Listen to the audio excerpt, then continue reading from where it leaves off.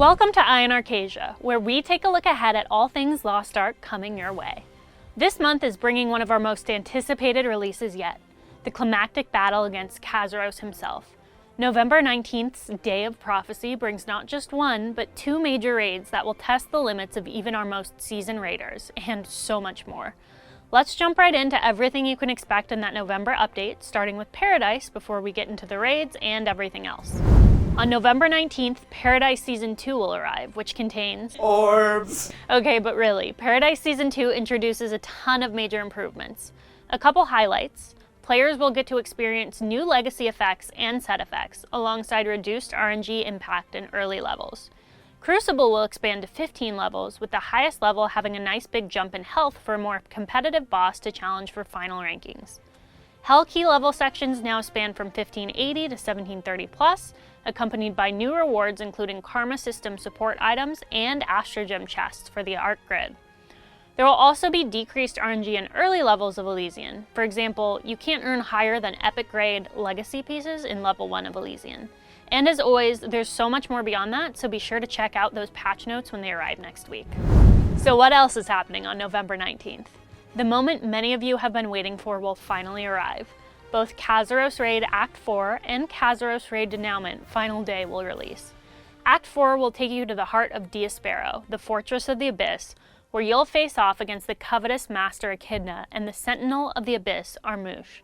For those ready to take on this challenge, you'll need to complete the Rymeria World Quest, Connected Duty, and meet the item level requirements of 1700 plus for normal mode or 1720 plus for hard mode. And Ancient Grade cores for the new Ark Grid System will be available as drops in both difficulties. More on the Ark Grid System very soon. The Denouement Final Day represents the ultimate challenge. The Day of Prophecy is here, and it's time for your final confrontation with Kazeros himself. You'll be facing Kazeros in both his Abyss Lord and Archdemon forms. This raid is going to be released with the quality of life improvements that have been made in the Korean version of the game, including modifications to the clash mechanics in both gates. In normal and hard mode, a failed clash will only affect the failing player rather than causing a full wipe. Of course, that's not the case in the first mode, but it will be in the case in these raids. This raid is going to require item level 1710 for normal mode and 1730 for hard mode. In addition to all of this, there's also going to be a new batch of endgame activities, including updates to the Curzon Front, the new Guardian raid Krathios, and expansions to Chaos Gate and the Ebony Cube.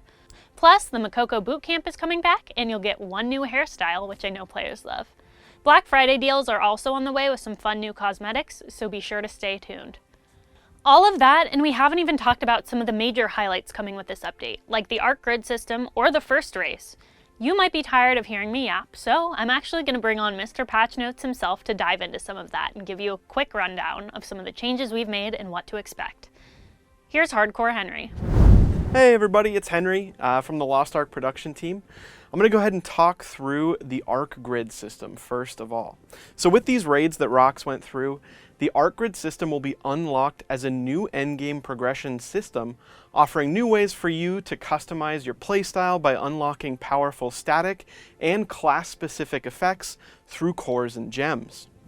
Cores are items that can be equipped to gain combat-related effects, and Astro Gems, called gems in Korea, but we wanted to differentiate between the gems that boost your character's skills and these new ones, can be equipped alongside the cores to unlock core effects and grant additional combat enhancements. The release notes will have a full explanation of the system, so instead of reading off a deep dive, I'm going to talk about some changes we've been collaborating with Smilegate RPG to make to customize the system a bit for the Western version. We made changes to decrease the amount of pressure on players to immediately max out the system, and increase the number of methods that players could earn gems themselves. We hope this makes progressing through the system a little bit easier, with less fear of missing out on needing to immediately max out the system. So first of all, in the West, Astro Gems will not be tradable and cannot be listed on the auction. Instead, when fusing them, you have a 50% chance of them fusing into a roster-bound Astro Gem that you can move to another character on your roster if you so wish. We've also increased the sources where you can earn Astro Gems.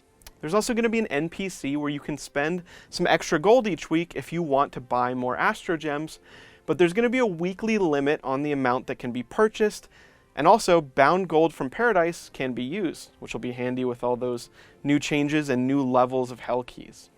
Since we saw some concerns about needing to prog both raids and maybe missing out on a few Ark Grid materials week 1, we're also going to add a small bonus event to give extra Ark Grid materials for every player who completes some missions. If you're just now hearing about the Ark Grid, thanks for bearing with me. This is geared a bit more to the existing players who have been looking at how it has rolled out in Korea. But this system is going to provide a variety of power increases and playstyle options, along with adding unique opportunities to enhance each class. And it will release with recent QoL changes from Korea. Be ready to learn more about it in the release notes next week. All right, one final topic from me. Let's talk about the first race. Mark your calendars for December 3rd. That's when the race is going to begin, with raiders competing to be among the first 10 groups to clear this challenge. We've pivoted this event to be more of a speed clear test to avoid community concerns by ensuring all players have fair access to practice time and to avoid holiday conflicts. The first mode is going to require item level 1740 and comes with its own special rules, including disabling the Ark Grid effects during the race period. Remember, this competition is going to have strict enforcement of our fair play policies, and we're going to be sharing those complete guidelines, along with the opening times, prizes, and all the other information very soon. And when that concludes, the after-race leaderboards are going to open up, where you can work to set your fastest time with an in-game leaderboard. This should provide some fun replayability for those who want to master the challenge of Kazeros the First. We're super excited about this race, the competition, seeing players vanquish some of these tough challenges, and having some of that harder content come back to the game. All right, I'll hand it back off to Rox, but we'll definitely see you in game next week, and keep an eye out for those release notes in the meantime. All right, thanks for the rundown, Henry. Now that I'm back, I wanted to give a little look ahead before wrapping things up.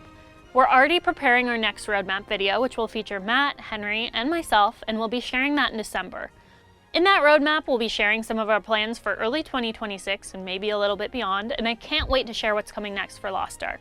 Until then, I hope you'll all be practicing and preparing for the face-off against Kazeros. Once those raids release, don't forget to share your victories or your flops with us on social media. We love seeing our heroes succeed and try their hardest at that content. Until then, and as always, I'll see you in Arkesia.